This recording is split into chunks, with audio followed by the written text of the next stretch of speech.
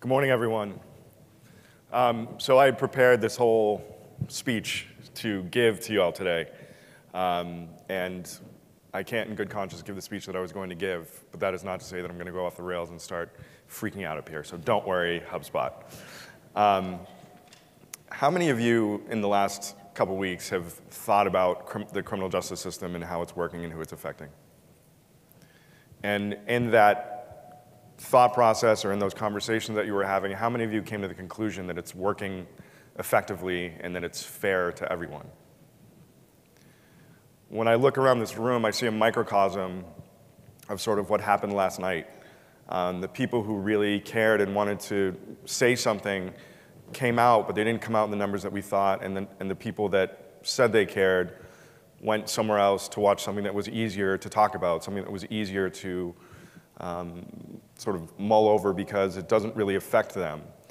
And for those of you who have thought about the criminal justice system and came to the conclusion that it's not working effectively and it's not fair, it's probably safe to say that that system does not affect you directly, or at least you don't think it does. But I'm here to tell you that even if you've never met a person in jail, even if you've never met a person in prison or on probation, the criminal justice system affects your everyday.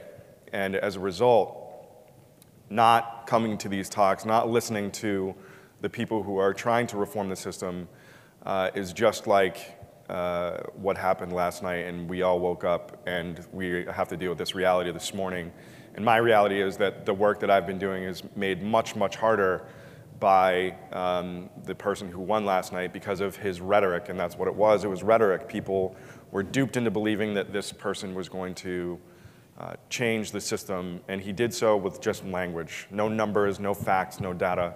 And that's sort of how the criminal justice system has been working for a really long time. People who vote, people who pay money think that it's working because they hear rhetoric. They hear BS. They hear facts that aren't true or aren't accurate, and they're spun.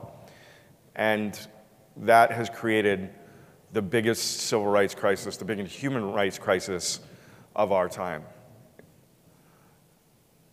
In the last few months, we've all seen the media make much ado of athletes protesting the national anthem, citing its disrespect for the armed service members who have gone to war, and that's their anthem. And the irony is that those soldiers, including my father, go to war and they fight and they die for freedom with unabashed conviction that this is the land of the free and the home of the brave.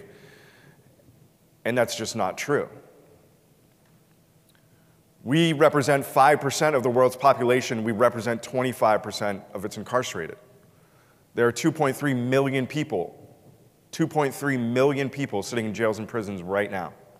There are another 7 million people on probation or parole that supervise the release, which means one misstep and they're going to jail.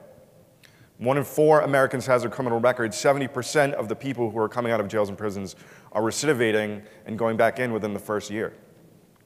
1 in 3 African American males will spend some time in prison in their lifetime. There are more black men on probation and parole and in prison right now than there were slaves in the United States in the 1850s. And we've known this for a long time, but the justice system keeps operating in the same old way without any innovation, any reform, any rebooting, and we all sit by and say, it's okay, despite these horrible outcomes. We can talk about the problem all we want, but if we don't offer solutions, then it's just that, it's just talk, and we're no better than the individual who is now our president. It's time for a new civil rights movement. And this isn't news, this shouldn't be news to any of you, it's certainly not news to me, and it's certainly not news to the communities that the criminal justice system actually affects. We've been saying it for decades, but we're still here. And a lot of the inertia is blamed on the lack of leadership. In my community, we're waiting for the new Martin Luther King, we're waiting for the new Rosa Parks, we're waiting for the new Malcolm X. We're waiting for someone, anyone, to lift us up and take us to the promised land. Fuck waiting. The leaders of the new civil rights movement are sitting in this room right now. In 2008, a young African-American man was arrested in Boston for the intent to distribute crack cocaine. He had a minimal record and no violent offenses. And on the day that I met him, I was a new prosecutor. And as a new prosecutor, I sort of just did what I was told. I looked at the police report, I looked at the criminal record, and then I made a bunch of decisions about this person, knowing nothing about them. I made a decision whether or not he would go home on bail. I didn't ask for bail. He went home. Next case came up. Over the course of the next 18 months, that young man came back to court 14 times just to get a new court date, making education or employment impossible. And we weren't doing anything to address the issues that brought him to court in the first place. And on his 15th court date, I leveraged him into a guilty plea with a year of probation. And because I asked, the judge ordered him to get a job, get an education, get housing, stay away from the area that he was arrested in, and to stop smoking weed. And I did that because I was told to, not because I had any information that any of these interventions would work. In fact, I didn't know what it meant for him to go get a job. I didn't know what it meant for him to go get housing. I didn't know what it meant for him to go get treatment. But I was just doing what I was told. I went over to the young man thinking I had done him a favor by not putting him in jail. I gave him a pep talk, black man to black man. I pat him on the back, and he went out the door, and neither one of us knew how much worse things were going to get for him. Because like the other 70% of people who come through the system, he recidivated within a month, and he was back in court. Same city, same court, same crime, different prosecutor. That prosecutor saw that young man as a threat, as a criminal, and asked for him to be held on high bail, and he was. He went into a jail where he sat for months and months and months as the case languished along like it had the first time around.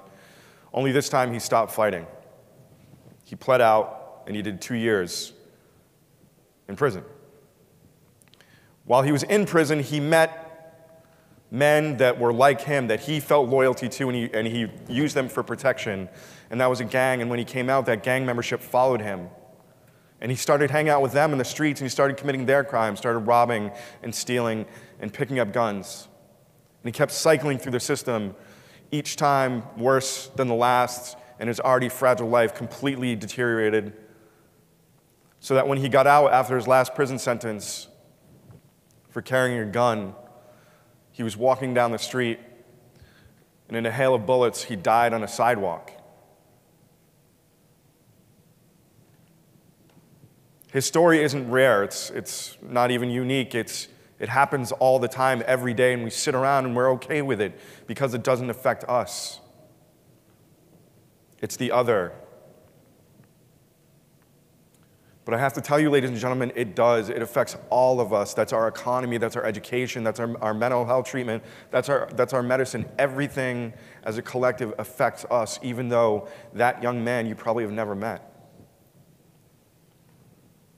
And in looking back, I don't assume to take all the responsibility for this young man's murder, but I think to myself, what could I have done differently up front to prevent this from happening?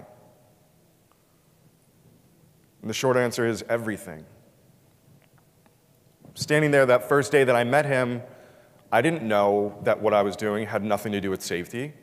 I was standing there asking for bail, not knowing what bail even was or what it represented. I was asked to intervene in this man's life, but I didn't know what interventions were available to him because I didn't have the technology in front of me to tell me. I didn't know about trauma and what trauma does to a person, and so the interventions that I was using on him were ineffective. I didn't know anything about his community, even though I was being asked as a prosecutor to protect his community. I lacked the technology, and even if I had the technology and the information, I lacked the training to use it, and even if I had the access and the training, we didn't collect any data to tell us whether or not what we were doing was effective in the first place. And this is a crisis, but in crisis, there is opportunity, and that's why you are the leaders of the new civil rights movement. Because the information that I lacked was available. The interventions that this young man needed were available. The information for all the naysayers, for all those haters saying, no, you need to lock him up, he's a drug dealer, he's going to be a problem in the community, it was available. But because the criminal justice system has operated since the way it has since the signing of the Magna Carta, we got the same result as we have been getting. I think about the athletes protesting the national anthem, I think about the Black Lives Matter movement and these people protesting and marching and fighting, and it's great. That's how we did it the first time around. But like the civil rights movement, our criminal justice system needs a reboot. I think about Amy Bach, who for the last 10 years has just been aggregating data in the state of Wisconsin. And with that data, she took it to police departments and DA's offices and said, look at this portal that I've created that tells you everything you need to know about what you're doing. And guess what? The numbers are real bad. I'm not attacking you. I'm trying to inform you so you can change your practices, and they are. I'm thinking about Matthew Siegel, who started a digital media online short-form video content that just does stuff about criminal justice, and they're getting millions of views a week, bringing the story in short form into households that it never would have been in. I think about Cherise Fano-Burden at Pretrial Justice Institute, who's working to create an app so that people standing in a courtroom can access pretrial services without having to look into a binder, get on a telephone, and call someone to make an appointment. Those are the leaders. Those are the pioneers. And if criminal justice isn't your thing, prenatal care, nutrition, education, housing, economy, mental health, substance abuse, all of these things are available and out there, and there are thousands of other ways as people in tech and data you can be involved in changing this problem. Whether it's hardware or software or content or virtual reality or artificial intelligence, none of this exists in the criminal justice system, and that's what we need to get to a place to help that young man. So it's really simple. We can sit here in this room today, the day after what happened, and we can go out from here and just pretend like we're doing okay. And in 50 years from now, when people look back at this time and they say, 2.3 million people in jail, you elected who to president? You allowed this to happen on your watch? You can say, yeah, I did, and I didn't do anything about it. Or 50 years from now, when you're sitting thinking about this time and the embarrassment that we all should be feeling about the civil rights movement, the civil rights crisis we're letting happen on our watch, you can say, I thought about things differently. I tried something different. I did something different. I contributed to the conversation. I contributed my skill and my effort, and I did something in the new civil rights movement. It's up to you. Let's get to work. Thank you.